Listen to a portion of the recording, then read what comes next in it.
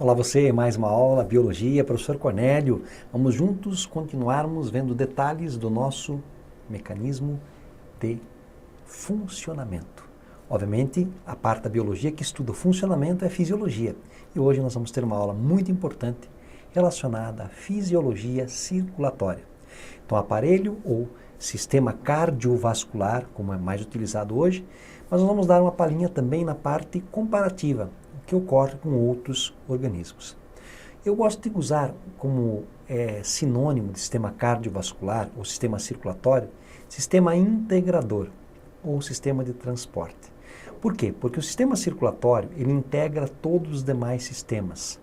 Então, todos os demais sistemas, direta ou indiretamente, estão associados ao sistema circulatório. Ok? Vamos lá, então, analisar alguns aspectos desse sistema? Me acompanhe. O sistema circulatório, a definição, o cardiovascular, esse sistema é um sistema formado por um conjunto de tubos, que são os vasos, artérias, veias e capilares, e uma única bomba, que é o coração. Então, nós temos tubos e temos o coração. Tá? Quando nós analisamos as funções inerentes ao sistema circulatório, vamos, obviamente, verificar que a maior parte delas está associada ao transporte. Então, por exemplo, transporte de oxigênio para as células do corpo e o recolhimento de gás carbônico, a distribuição, ou seja, o transporte de nutrientes, o recolhimento de excretas, ou seja, o transporte de excretas, no nosso caso, especialmente a ureia, a manutenção do equilíbrio hidrossalino do organismo, o teor de sais no nosso corpo e de água, a distribuição dos hormônios, que são obrigatoriamente conduzidos pelo sangue, da mesma maneira, o transporte de anticorpos, que estão relacionados ao processo de defesa, ou seja, a imunidade do nosso organismo. Outra função interessante inerente ao sistema circulatório é a manutenção da temperatura corporal. Por exemplo, o aumento da temperatura corporal, ele faz com que os nossos vasos dilatem. E se os nossos vasos dilatem, há uma troca de calor mais intensa e, consequentemente, um equilíbrio na temperatura e uma redução na pressão. Agora, a diminuição da temperatura, um ambiente bem frio, faz o contrário. A redução da perda de calor. Consequentemente, a manutenção do equilíbrio. Da mesma maneira, podemos dizer ainda que o sistema circulatório tem um mecanismo de autoajuste, que é a própria coagulação, que ocorre quando há necessidade, relacionado aí sim ao processo de hemorragia. Tá? Nós vamos ter aqui uma diferença substancial entre artéria e veia. Na verdade, nós temos 3 tipos de vasos. Vamos imaginar a seguinte situação. Eu vou desenhar para vocês aqui. Imaginem só que aqui nós temos o coração. Tá? Então, imaginem só que do coração parte e chegam vasos. Ok? Então vai acontecer o seguinte, eu tenho um vaso aqui de grosso calibre, ele vai se ramificar, formar outros vasos, e novos vasos, e novos vasos, e assim por diante. E do outro lado, da mesma maneira, ramifica vaso, vaso, mais outros vasos, beleza? E dessa maneira temos uma enorme quantidade de vasos. Vamos imaginar que o sangue faz esse trajeto aqui. Então o sangue vai sair do coração, ele sempre sai por uma artéria. E o sangue sempre chega ao coração através das veias. Sai artéria, chega veias. Então essa artéria ela vai se ramificar em arteríolas. Essas arteríolas vão se ramificar em uma estrutura chamada capilares. Os capilares vão se juntando em vasos um pouco maior, chamados de vênulas. E as vênulas se juntam até formar as veias. Observem que nesse trajeto o sangue não sai do sistema. Essa circulação é conhecida como circulação fechada. Quem tem circulação fechada? Os vertebrados. Quem tem circulação fechada mais? Os anelídeos e os moluscos cefalópodos. Quem tem circulação aberta? Quando ela é aberta, eu vou fazer um esquema bem pequeno aqui. Vaso, os vasos se ramificam e o sangue é jogado em buracos, em lacunas. Então essa circulação é lacunar ou aberta. Quem tem circulação lacunar ou aberta? Os artrópodos, os moluscos, exceto os cefalópodos, e os urocordados, como a assídia. Então, uma diferença aqui bem interessante.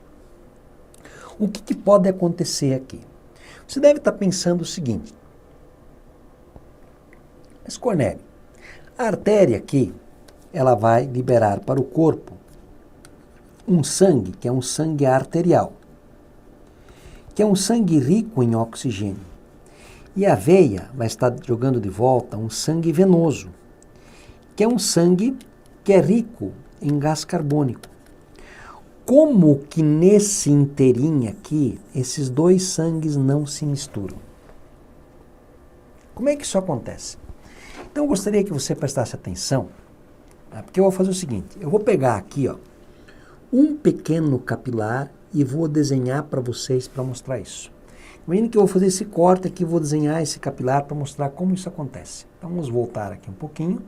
Eu vou usar mais uma página em branco para mostrar para vocês. Então imaginem só aqui esse capilar. Então imaginem só, como nós tínhamos visto há pouco, aqui o sangue é arterial e aqui o sangue é venoso. Sobre esse vaso incidem duas forças. Ó, aqui está o tecido qualquer. Aqui dentro desse sangue tem uma proteína chamada fibrinogênio. Essa proteína, ela torna o sangue hiper. Então ela gera uma pressão para puxar a água para dentro do vaso. Essa pressão para puxar a água para dentro do vaso, nós chamamos de pressão osmótica ou oncótica. Essa pressão aqui, ela sempre, em todo o vaso, ela é de 25 milímetros de Hg. Ela é uma pressão, portanto, desencadeada por essa proteína que é o fibrinogênio. Agora, existe uma pressão contrária. O sangue está querendo sair do vaso. Essa pressão do sangue querer sair do vaso, nós vamos chamar de pressão arterial. A pressão arterial, ela é aqui em média de 40 milímetros de Hg. Ok? Então, o que é que vai acontecer? Aqui, nessa porção arterial, a pressão arterial, ela é maior do que a pressão osmótica. Por quê? 40 é maior do que 25. Quem que vence a luta? Obviamente, a pressão de saída. E as substâncias começam a sair do vaso. O que é que vai acontecer com a pressão arterial aqui? Ela vai diminuindo. Ela chega a 10. Então ela era grande aqui no início e ela passa a ser pequena aqui. Só que a pressão osmótica, eu falei para vocês há pouco, que ela não se altera, porque ela está ligada à presença da proteína fibrinogênio. Então aqui, agora, a pressão arterial, ela passa a ser o quê? Menor do que a pressão osmótica. Ou seja, 10 é menor do que 25. Qual que é a diferença aqui? 15. Então a pressão de fora ela é maior e as substâncias começam a entrar. Então aqui, que tipo de substância pode sair aqui? O oxigênio. Que tipo de substância pode entrar aqui? O gás carbônico. Pode entrar nutrientes, podem sair excretas. Então observe que o sangue que era arterial, ele se converteu em venoso. Ele não se misturou com o venoso. Então essas trocas, elas ocorrem por diferença entre pressão arterial e pressão osmótica. Essa que é a grande diferença. Esse é o princípio de Starling. Starling disse que ao longo de todo o capilar, a diferença entre a pressão osmótica e a pressão arterial se mantém constante.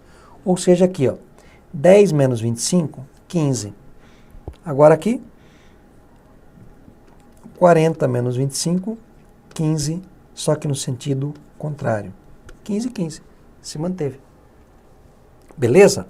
Isso aqui é algo bem interessante para você ficar atento aí. Agora vamos analisar aqui a artéria e a veia. Você vai observar aqui, primeiramente, que a artéria e a veia tem 3 capas. Tem o epitélio principais. Tem o músculo liso e tem o endotélio. Quando você olha aqui, ó, o epitélio, e aqui também o epitélio, na verdade a espessura é a mesma. Quando você observa o endotélio, a parte bem fininha lá dentro, ela é igual para os dois. Qual é a diferença que você observa aqui? A artéria, ela tem mais músculo, porque ela suporta maiores pressões, porque ela sai do coração. Então, na veia, o que nós vamos ter nas veias? Nas veias nós vamos ter o quê? Uma menor quantidade de músculo.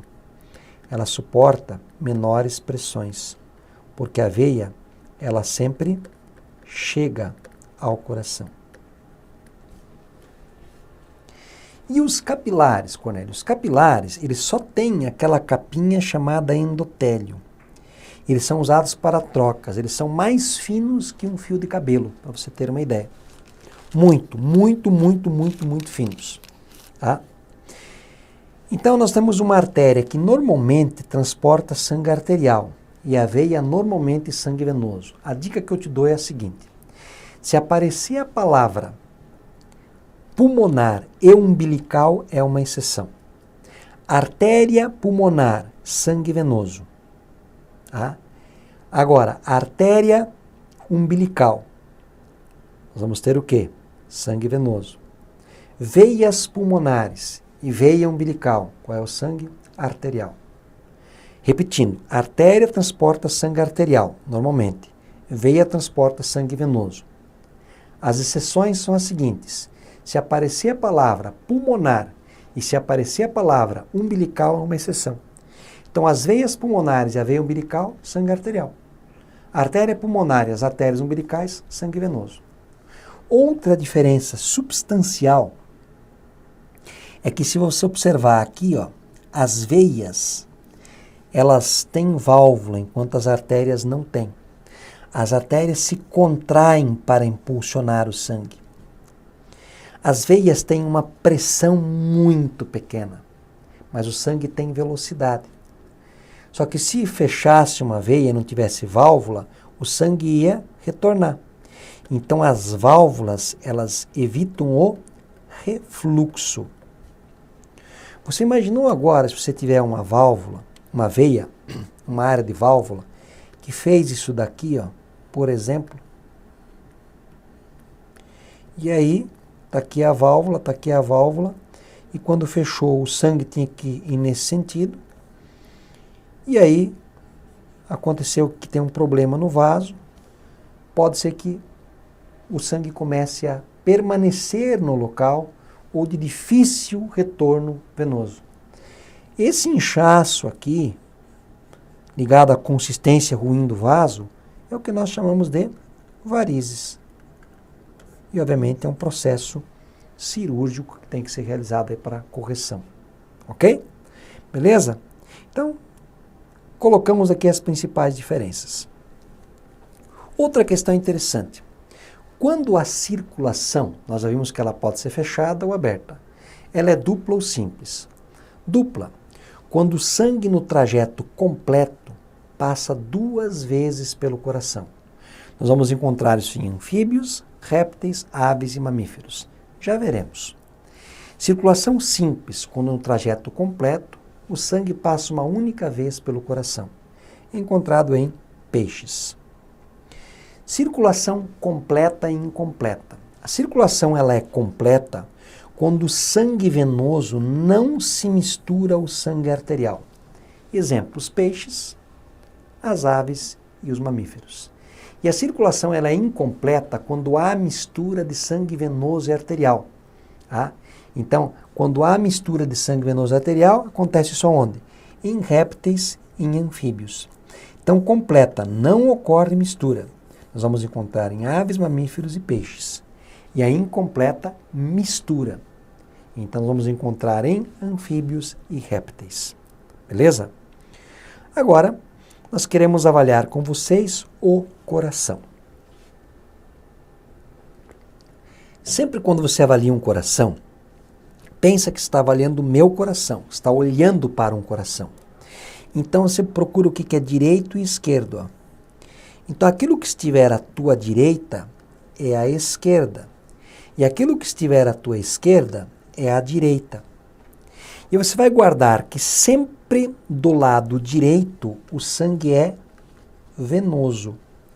E sempre do lado esquerdo o sangue é arterial. Nós vamos ter do lado direito, olha aqui comigo, 4 vasos. Nós vamos ter do lado direito 3 vasos que são interessantes nós sabermos aqui. Mas vamos primeiro colocar essa bomba muscular aqui para você entender as cavidades. Nós vamos ter o coração com o átrio, aqui é o átrio direito, aqui nós temos o átrio, o ventrículo direito. Aqui nós temos o átrio esquerdo e aqui nós temos o ventrículo esquerdo. Temos 4 cavidades, totalmente separadas, o sangue não se mistura. Do lado direito tem 3 vasos. Nós temos aqui a veia cava superior, que traz sangue da cabeça para o átrio direito. E a veia cava inferior, que traz do restante do corpo um sangue venoso. O sangue venoso passa do átrio direito para o ventrículo direito. No meio do caminho tem uma válvula chamada tricúspide, evitando o retorno do sangue do ventrículo para o átrio quando o ventrículo se contrai. A contração do coração é chamada de sístole. Tá? Então, quando o coração vai contrair, na região do ventrículo, vai acontecer algo mais ou menos assim. Contraiu. O sangue não pode retornar à cavidade anterior. Ele tem que dar continuidade, ele tem que ir para a artéria. Então, na verdade, as válvulas impedem esse retorno. Então, no lado direito, entre o átrio direito e o ventrículo direito, válvula tricúspide. Aí o sangue sai para a artéria pulmonar e encontra aqui a válvula pulmonar. A artéria pulmonar leva o sangue venoso para os pulmões. E lá nos pulmões acontece o fenômeno da hematose. Ou seja, o sangue é convertido em sangue arterial e retorna para o átrio esquerdo através das veias pulmonares. Ele retorna para o átrio esquerdo. Entre o átrio esquerdo e o ventrículo esquerdo, uma válvula, que é a válvula mitral ou bicúspide. O sangue é impulsionado pelo ventrículo esquerdo para a artéria aorta, a maior artéria do nosso corpo, e é distribuído para todo o corpo. Na saída, existe uma válvula, que é a válvula aórtica. Então, nós temos 4 cavidades, átrio direito, átrio esquerdo, ventrículo direito, ventrículo esquerdo. 4 válvulas. Entre o átrio direito e o ventrículo direito, válvula tricúspide. Na saída da artéria pulmonar, válvula pulmonar. Entre o átrio esquerdo e o ventrículo esquerdo, válvula bicúspide ou mitral. Na saída da artéria aorta, a válvula aórtica. Ok? Então, nós vamos desenhar para vocês agora esse trajeto completo. Vamos imaginar que eu tenho uma hemácia que se encontra no átrio direito. essa hemácia, ela vai para o ventrículo direito. No meio do caminho, encontrou a válvula tricúspide. Do ventrículo direito foi até os pulmões. Quem é que levou até os pulmões? A artéria pulmonar. E, obviamente, aqui tem uma válvula, que é a válvula pulmonar. Lembrando que desse lado aqui, o sangue é um sangue venoso. Lá nos pulmões acontece um fenômeno de hematose. O sangue venoso, ele passa a se tornar um sangue arterial. Agora, o sangue retorna para o átrio esquerdo através das veias pulmonares. Do átrio esquerdo, ele vai para o ventrículo esquerdo, no meio do caminho, uma válvula, que é a válvula bicúspide ou mitral. Do ventrículo esquerdo para todo o corpo, através da artéria aorta.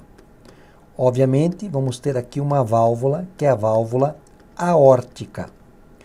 Ocorrem as trocas, o sangue retorna ao átrio direito através das veias cavas.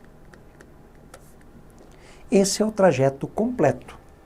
Átrio direito, ventrículo direito, pulmões, átrio esquerdo, ventrículo esquerdo, todo o corpo. Beleza? Agora, nós temos um conceito que acaba sendo bastante explorado.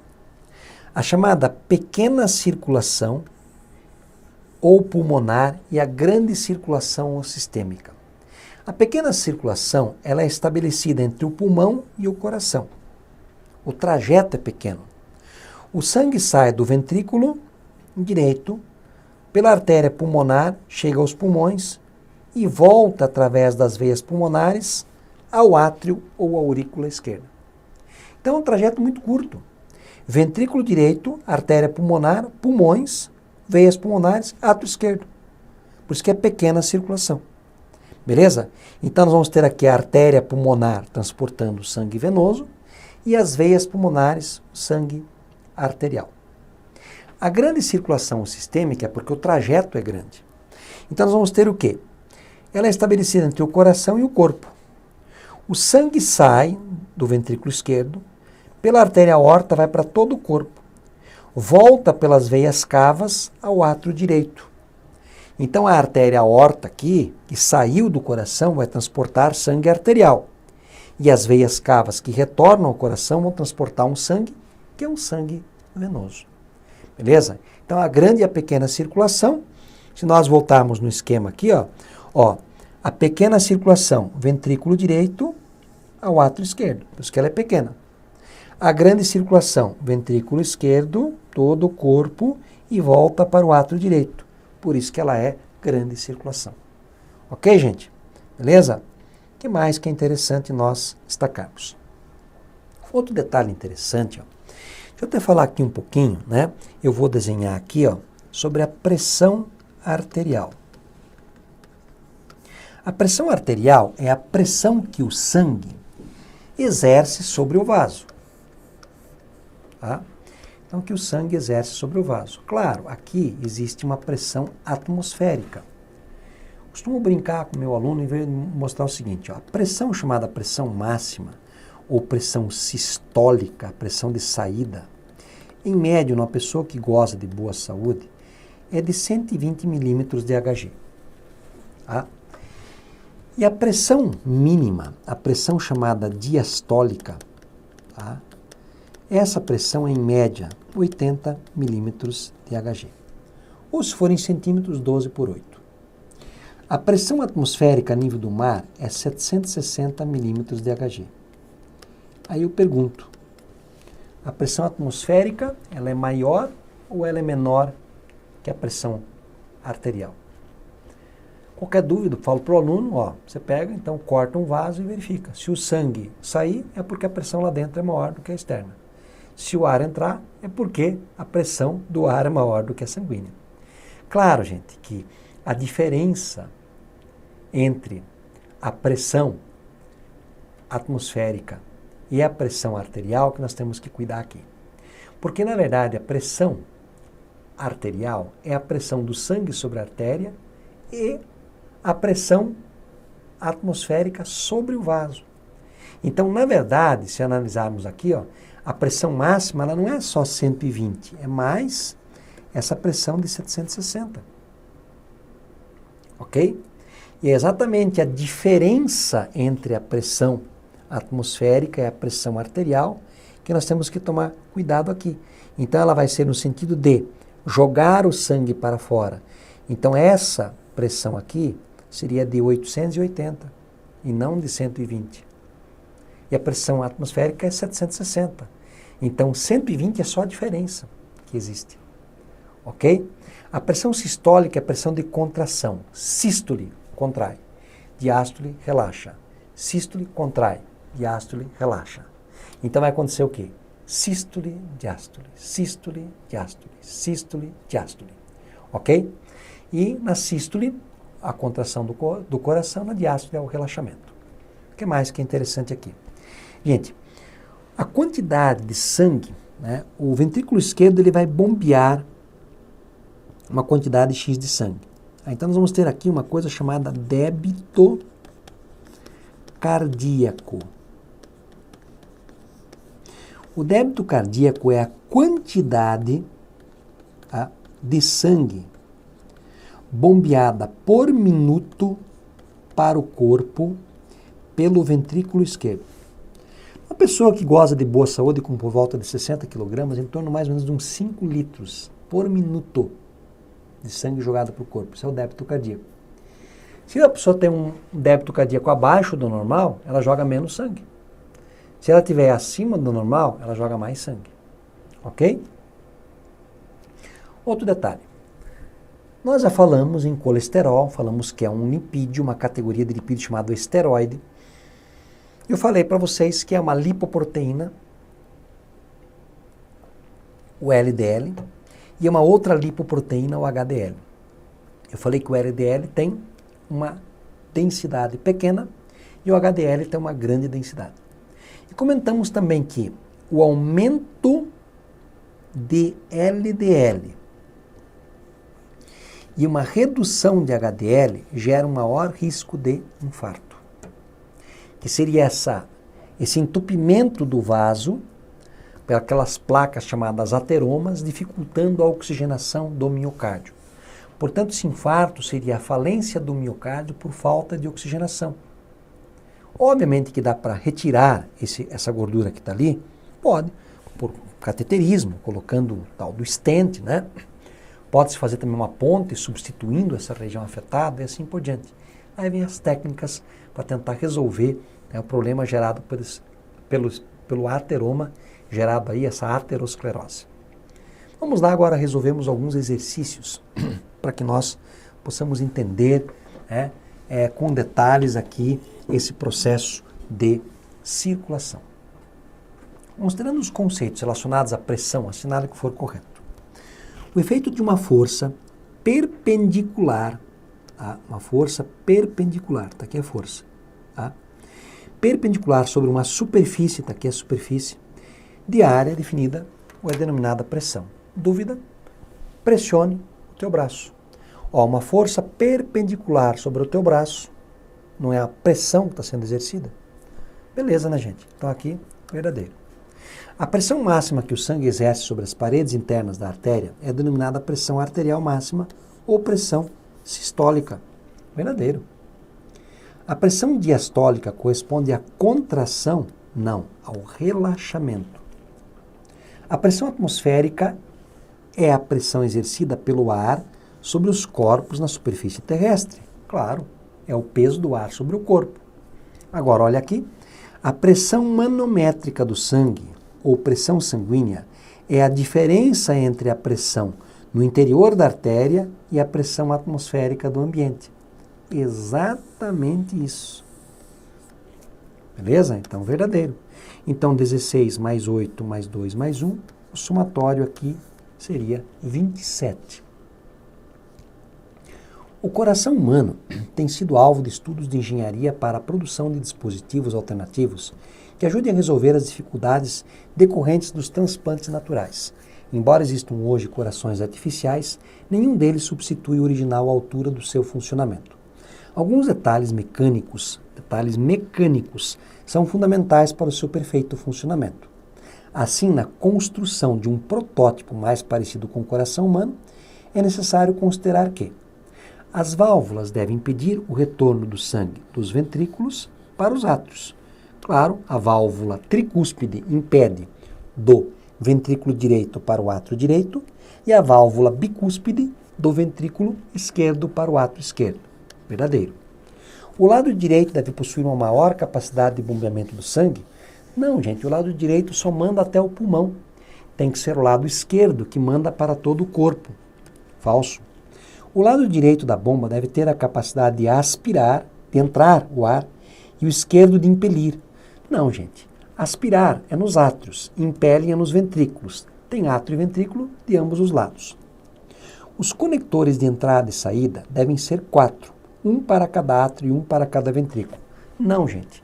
No lado direito nós temos 2 veias cavas e uma artéria pulmonar, 3. No lado esquerdo nós temos 5. 4 veias pulmonares e uma artéria aorta. Portanto, são 8 os conectores. Falso também, ficamos com a letra A. A pressão parcial do gás O2 e do gás CO2 foram medidas em 2 amostras 1 e 2 de sangue colhido simultaneamente de um homem normal. A amostra 1 teve a pressão de O2 104 e de CO2 40. Então, obviamente, essa amostra 1 tem mais oxigênio do que gás carbônico. Essa amostra 1 é arterial. Tá? Agora, enquanto que a amostra 2 teve pressão parcial de 40 de O2 e de 45 de CO2. Então, tem mais CO2. O sangue é venoso. Aí diz assim, em relação ao caso em análise, é correto afirmar que a amostra 1 corresponde ao sangue arterial. Sim, que pode ser obtido na artéria pulmonar? Não, nas veias pulmonares. A amostra 2 corresponde ao sangue venoso? Sim, que pode ter sido obtido nas veias pulmonares? Não, na artéria pulmonar. A amostra 2 pode ter sido obtida de uma artéria pulmonar, que leva sangue do coração ao pulmão, onde a pressão de O2, lá no pulmão, do ar, é menor que a do sangue. Se ela fosse menor, não ia ocorrer as trocas, então não dá. A amostra 1, que é arterial, pode ter sido obtida de veias pulmonares, que chegam ao coração, trazendo o sangue oxigenado, que será usado para irrigar o próprio coração e outros órgãos. Corretíssimo. Obviamente, veias pulmonares transportam para o ventrículo esquerdo um sangue arterial. Obviamente, sangue arterial vai para o ventrículo esquerdo, então do átrio esquerdo foi para o ventrículo esquerdo e daí para todo o corpo e podem retornar pela coronária ao próprio coração. Então, letra D, correta. O coração humano tem sido alvo de estudos de engenharia para a produção de dispositivos alternativos que ajudem a resolver as dificuldades decorrentes dos transplantes naturais. Isso aqui nós já resolvemos, né, gente? Vamos pular. Então, aqui, mais uma. A próxima. A próxima diz assim, aqui, ó. Considere a figura do coração humano abaixo esquematizado. Nele se podem observar os vasos sanguíneos que chegam ao coração e que saem dele. Tá? Aí se pergunta, vamos lá. Sobre a figura apresentada, podem-se fazer todas as afirmações abaixo, exceto. Na circulação pulmonar, o sangue venoso sai do ventrículo direito pela artéria pulmonar e segue em direção aos pulmões. Obviamente, ventrículo direito vai para os pulmões através da artéria pulmonar e volta para o átrio esquerdo. Verdadeiro. Letra B. Na grande circulação, o sangue arterial sai do ventrículo esquerdo, pela artéria aorta, levando oxigênio a todas as partes do corpo. Também verdadeiro. As veias cavas chegam ao átrio direito do coração, conduzindo sangue venoso recolhido de todo o corpo. Claro, verdadeiro, como nós vimos. Tanto as veias cavas como pulmonares transportam sangue venoso para o coração. Gente, quando tiver a palavra pulmonar, é uma exceção. Então, entre a veia ou as veias pulmonares, o sangue é arterial. Então, falsa essa alternativa. O esquema a seguir mostra a estrutura de diferentes componentes de um sistema circulatório animal. Então aqui você tem uma artéria e aqui você tem uma veia. Aí diz assim, observando o esquema de acordo com seus conhecimentos, assinale a afirmativa incorreta. O esquema representa um sistema circulatório fechado. Claro, o sangue não sai desse sistema, portanto ele é fechado. Seguindo, a adrenalina pode provocar o relaxamento do músculo liso das artérias. Gente, a adrenalina, quando ela é liberada, ela promove contração e não relaxamento.